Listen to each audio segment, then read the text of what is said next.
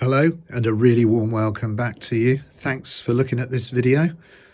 I'm back up at the Triang Super 4 base vintage layout, and if you saw the last video, the two locos that I was running are still on the layout. So the Hornby 00 Class 20 is in that long station siding at the back, and the Class 31 has got its nose underneath the warehouse, and the really excellently bright blood and custard slightly later Hornby coaches are behind it on the branch line. So I'm still having fun running those, but today it's this 8F I want to talk to you about, because it was on the layout in the last video. You might have spotted it, but when I went to use it the other day, I had a few minutes just to run a couple of locos, and it just ran around about once, one complete loop of the layout, and then it just slowed down and stopped. And I really couldn't understand it, because the Ringfield motor had recently been serviced. Indeed, I've done a video on a Ringfield motor service, and a really strange fault presented itself. So I thought I'm going to talk about it a little bit in this video, because it might affect some of you in the future, or you might have a poor running loco and this could be the problem. So we'll talk about it, but I do need to get it out. So I'm just going to open points D, so because it's on the inner of the double track loops there. So that'll bring it out onto the downward main line. So let's just get a little bit of power in. I want to creep this out quite nicely, because it is indeed running very smoothly now. So we're going at sort of a nice freight train speed. So I'll just put points D back for mainline running, increase the power a little bit, and then we'll see the 8F as it goes around into the big station at the back of the layout. Now, it's a whisper quiet version. Even with these mass-produced motors and gears, you do get the occasional ones that are quieter than others. Just a really nice selection of meshing gears and armature bearings. So that is a lovely quiet one. Now look, Triang and Wrenn wagons behind, milk tankers at the back, and that's going nicely. So I think what I'm going to do, while I show you over on the workbench some motor parts and motors, because I want to talk about what I found wrong with this loco, I'm going to leave it running. So you might hear it in the background if the camera picks up the noise of the loco. It is quiet, but this is going very nicely, and I do want the brushes to rebed in. So the best way of doing that is just to do a bit of gentle running for a sort of suitable period of time. Depends how long you've got to spend with your layout, I suppose. If I'm only up here for a quarter of an hour, I'll run it for a quarter of an hour and then come back to it sometime later. But today I'm just going to leave it on while we take a look at these motors on the workbench.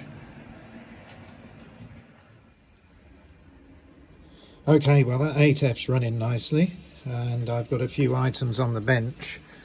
Look at this beautiful XO4, new old stock, in the yellow tissue paper, ready to go into a loco at some point, I hope. But nice to see the yellow tissue. Here's a big Airfix motor, really nice 5-pole armature in that. I'm thinking of a use for those. I've got a couple of those. But anyway, let's try and tell you what happened to that 8F. Now, I've looked out a couple of Hornby 00 half-inch armatures here, because I think I can probably tell you by pointing at one of these. Well, you can see the commutator there, and on this particular armature you can see that the segments, the dividing line between the segments, lines up exactly halfway between the coils. So along a line, if you drew it between these two pole pieces.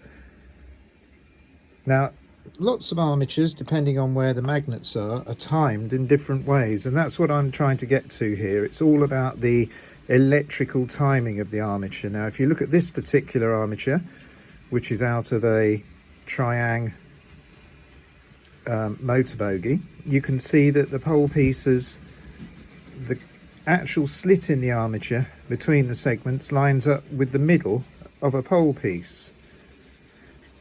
And virtually every motor is slightly different. Now here's another Triang one. Now what had happened on the Ringfield armature is that the commutator had slightly rotated on the shaft. And when I came to just take it out and have a look at it, I didn't notice it for a little while. But it's just when I was holding it, I found that it was actually very loose. Now what had happened was, whether the insulating material, whether it's a plastic, I don't know what it's made of, beneath the copper had shrunk. It had just become loose on the shaft, so it had twisted against the tension of the windings and moved itself out of timing. Now what I did to put it back was I got a known good Ringfield motor, extracted the armature to see how it should be timed, and found that the problematic one had moved considerably, so I eased back the commutator and then I dropped in a very small amount of thin CA glue and used an accelerator to set it, and once again it was hard and it fixed to the shaft in the correct position. So when I put it all back together, it was running fantastically. So what had happened, it had just slowly rotated on the shaft until the timing was totally out. And when I say timing, I mean the way the electricity goes into the windings as opposed to the position of the magnetic force in the fixed magnet around it. So instead of causing the motor to spin, it was locking. So sometimes if you've got a problem with an armature and you've checked the windings are okay, there's no short circuits, just make sure the timing's right. It might be that that's an issue. Now I am going to stick with armatures now because I have got a bit sidetracked with some of the jobs that I'm doing on the channel, but I've had two or three motors sent to me over the last 6 months, and this one in particular came the other day from a subscriber, and you can see this is out of a Triang motor bogie, and it has lived a bit of a life in the past. There's some damage to the worms and the shaft, but when I looked at this more closely, and I hope you can perhaps see, I'm trying to get the camera to focus in, look at those windings just there. They've been caught by something in the past, and there's a couple of broken wires. This one, I hope you can see it in focus, it almost looks like it's come against an obstruction, and it looks circular, almost as does that. You can see the varnish has been removed. So I wonder whether at any time, whether it's been inverted in a vise or a holder, and someone's been trying to extract the worms using a method other than using a puller. So this armature, unfortunately, is unserviceable at the moment. The windings are broken on this core and shorted on the others. So in the videos I've been doing on this channel over the last couple of years, I've shown you quite a lot of motor maintenance, but I've never shown you any armature rewinding. So I'm going to make this actual armature the subject of my first rewind, and I think it's something I need to learn and to do because I've got lots of other Triang armatures that have been taken out of motors that need repairing. And there are some excellent services available. You can post them off, and here's, look, you can see this is a very similar armature. In fact, it's probably the same one, same model, but I need to learn how to rewind these now. And this Hornby 001, you can see with the bright almost crimson wire, that's very interesting, because you can see what they've done to insulate the pole pieces, just to make sure these metal parts of the armature are not conductive, is they've used a very thick green lacquer or paint So I've been thinking about how I'm going to remanufacture my armatures. Now these look like they've had some sort of varnish or coating on them in the past that's come off.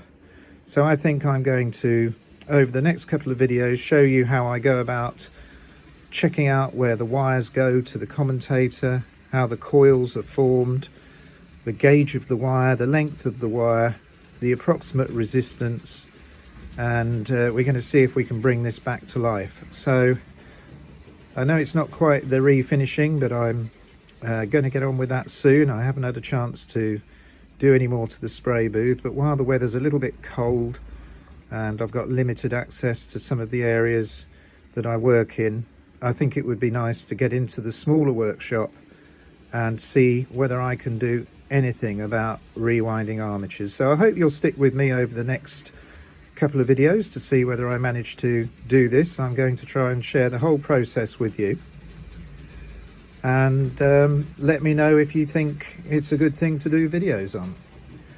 But right now the 8F is running really nicely after that slipped commutator. After it just rotated on the shaft, it's now back in the correct position and the motor's going well. So we'll get back and just have a couple minutes more running around the layout. Thanks for watching this video, and until the next time, I'll say goodbye.